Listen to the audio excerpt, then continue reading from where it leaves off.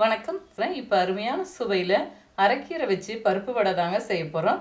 இதில் வந்து நம்ம உளுந்தம்பருப்பு கடலைப்பருப்பு சேர்த்து செய்திருக்கிறனாலங்க மேலே நல்லா மொறுமொறுப்பாகவும் உள்ள சாஃப்டாகவும் வித்தியாசமான டேஸ்ட்டில் ரொம்ப நல்லாயிருக்கும். இது வந்து எல்லா விதமான சாதத்துக்கு சைடிஷ்ஷாக வச்சுக்கலாம்.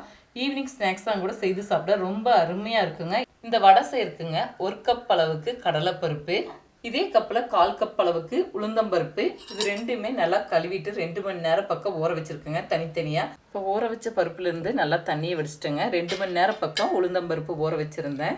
தண்ணி வந்து நல்லா வடிச்சிட்டு அரைச்சிக்கணுங்க. தண்ணி உங்களுக்கு வந்து பத்தலைன்னா லேசாக தெளித்து விட்டுக்கணும். இல்லாட்டி 1 டேபிள் ஸ்பூன் அளவுக்கு விட்டு தெளித்து நீங்கள் அரைச்சி எடுத்துக்கிட்டால் சரியாக இருக்கும். ரொம்பவும் நீங்கள் தண்ணி விட்டுட்டிங்கன்னா வடை வந்து ரொம்ப எண்ணெய் இழுக்கும். அதனால் பார்த்து நீங்கள் சரியான விதத்தில் அரைச்சி எடுத்துக்கணும்.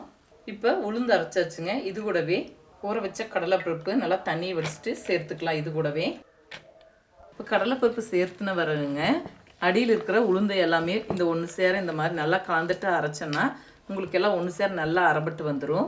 பருப்பு இந்த அளவுக்கு கொஞ்சம் தருதருப்பாக அரைச்சிருக்குங்க. 1-2 பருப்பு முழுசாக இருந்தால் தவறு கிடையாதுங்க. வடைக்கு நல்லா தான் இருக்கும். இப்போ வடைக்கு தேவையான அளவுக்கு உப்பு, 1 டீஸ்பூன் சோம்பு ஒரு சிலர் விருப்பப்படலைன்னா சீரகம் சேர்த்துக்கலாம். பெரிய வெங்காயம் 1 பொடியாக நறுக்கி வச்சுருக்கேன், இதையும் சேர்த்துக்கலாம். காரத்துக்கு 2 பச்சை மிளகாய் பொடி பொடியாக நறுக்கி வச்சுருக்கேங்க. நீங்கள் உங்கள் காரத்துக்கு தகுந்தளவு மிளகாய் சேர்த்துக்கலாம். சிறிதளவு கருவேப்பிலை, 5-6 பூண்டு பல் பொடி பொடியாக நறுக்கி வச்சுருக்கேங்க, இதையும் சேர்த்துக்கலாம். 1/2 டீஸ்பூன் பெருங்காயத்தூள், அரைக்கீரை வந்து பொடியாக நறுக்கி வச்சுருக்கேங்க, நல்லா சுத்தம் செய்து கழுவி எடுத்து வச்சுருக்கேன், இதையும் சேர்த்துக்கலாம். 1 கைப்பிடி அளவுக்கு எடுத்துருக்கேங்க. இப்போ இதெல்லாம் நல்லா ஒன்று சேர கலந்துக்கலாம். வடைக்கு எந்த அளவுக்கு உங்களுக்கு தேவையோ அந்த சைஸ்க்கு நீங்கள் உருட்டி வச்சுக்கும்போது தட்டி போட சரியாக இருக்குங்க. அதே மாதிரி கீரையெல்லாம் நறுக்கும்போது நல்லா பொடியாக நறுக்கிக்கிட்டால் உங்களுக்கு வடை தட்டும்போது சுலபமாக இருக்கும். லேசாக கையில் ஈரத்தை நினச்சிக்கணுங்க, ரொம்ப ஈரம் இருக்கக்கூடாது. இப்போ நம்ம வடையை ஒவ்வொன்றா தட்டிக்கலாங்க. ஒரு வாழையில வச்சுருந்தா அதுலேயும் கூட தட்டி போட்டுக்கலாம். வாழையில இல்லாத பட்சத்தில் ஒரு பாலித்தீன் கவர்லேயும் கூட ஆயில் கவர்லேயும் கூட தட்டி நீங்கள் இந்த மாதிரி வடை போட்டுக்கலாம். நல்லா எண்ணெய் காஞ்சிருச்சு. இப்போ வடையை போட்டுக்கலாம். வடை சுட்டு எடுக்கும் போதுங்க ரொம்ப ஹை ஃப்ளேம் வச்சு சுட்டு எடுக்கக்கூடாதுங்க. எண்ணெய் காஞ்ச பிறகு கொஞ்சம் தீயை குறைச்சிக்கணும். மீடியம் ஃப்ளேமும் இல்லாமல் ரொம்ப ஹை ஃப்ளேம் இல்லாமல் நடுவில் இருக்கும்போது உங்களுக்கு சரியாக இருக்கும். திருப்பி போட்டுக்கலாம்.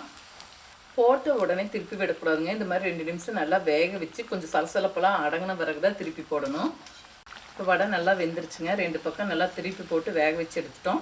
இந்த அளவுக்கு செவந்து வரும்போது எடுக்கும்போது சரியாக இருக்குங்க. ரொம்பவும் செவக்க விட்டுட்டா வடை எடுத்து போடும்போது கருகின மாதிரி இருக்கும். பாருங்கள், மேலே நல்லா மொறுமொறுப்பாகவும் உள்ளே நல்லா சாஃப்டாகவும் இருக்கும். இப்போ அருமையான சுவையில் அரைக்கீரை வடை செய்துட்டேங்க. இதே முறையில் செய்து பாருங்கள்.